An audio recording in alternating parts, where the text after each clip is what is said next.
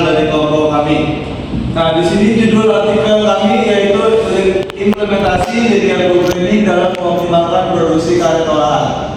Nama penulis dari jurnal ini ialah Muhammad Haris Fadilah. Nama jurnalnya adalah Koaliansi dan volume dan halamannya itu Pol.1 nomor 2 tahun 2022. Dan untuk nama reviewer dari kelompok 5 yaitu Bima Setiawan, Naufal Rafael Al-Maiji, Piti Firman Junior, Sudah Sunadi. Dan untuk tanggal reviewer dari kelompok kami yaitu tanggal 25 April 2024. Nah, di sini saya akan melanjutkan dari isi latar belakang dari jurnal ini, yaitu ada karet. Karet adalah komoditas perkebunan yang mempunyai peranan cukup dalam kegiatan perekonomian di Indonesia. Pada tahun 2016, ANRBC menulis data statistik bahwa Indonesia merupakan negara pengekspor karet tertinggi kedua setelah Thailand dengan jumlah sebanyak 3.200.000 ton. Pengusaha karet di Indonesia adalah perkebunan rakyat dan koperasi yang tersebar di Indonesia. Salah satu koperasi yang bergerak di bidang perkebunan karet melalui kegiatan penyadapan karet. Karet yang disadap merupakan lateks atau karet mentah yang dihasilkan dari perkebunan karet milik koperasi itu sendiri. Produktivitas lateks pada tahun 2013 sampai 2016 cenderung mengalami penurunan sebesar 13,48%. Dari produktivitas 195,024 kg menjadi 137,617 kg. Permintaan karet pada KPPKW menyesuaikan keadaan pasar. Produksi pengolahan karet tergantung dari produksi lateks yang dihasilkan oleh perkebunan karet KPPKW. Jika lateks yang dihasilkan oleh kebun adalah 50 kg, produksi rivet smoke sheet atau RSS masih lebih banyak dari ketiga jenis cacat tersebut.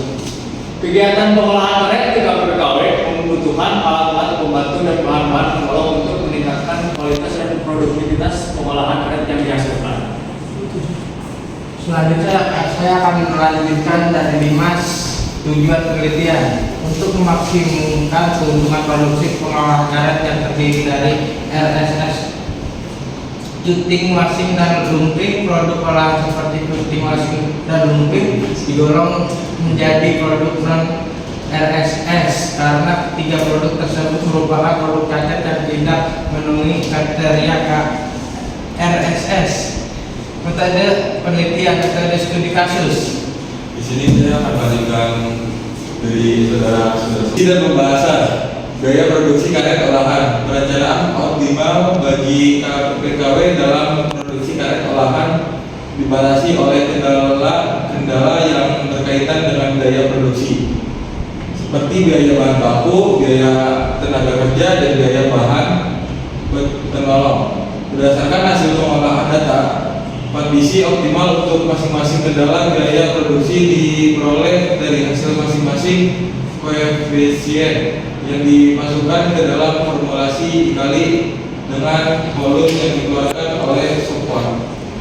Analisis sumber daya bahan baku, tenaga kerja, bahan penolong, dan perkiraan produksi.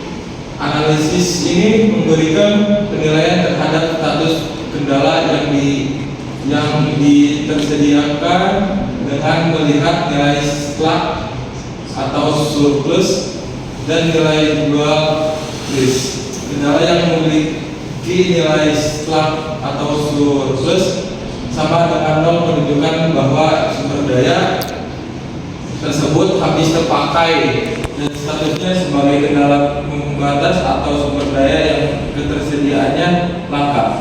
Sebaliknya, apabila nilai slack atau surplus bernilai lebih dari nol, artinya kendala tersebut ketersediaan sumber dayanya kelebihan dan statusnya sebagai bukan pembatas, yang berarti sumber daya ini tidak habis digunakan saat proses produksi.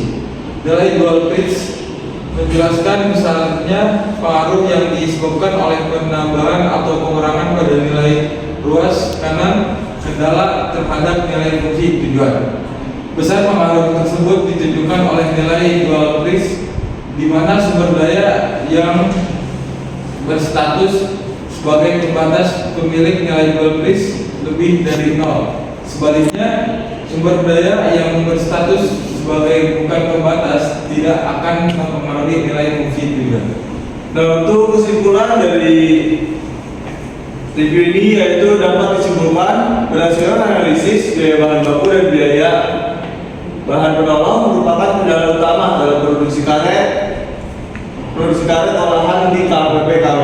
Sumber daya ini langka dan memiliki pengaruh besar terhadap keuntungan. KPPKW perlu mengoptimalkan penggunaan sumber daya ini untuk meningkatkan efisiensi dan keuntungan.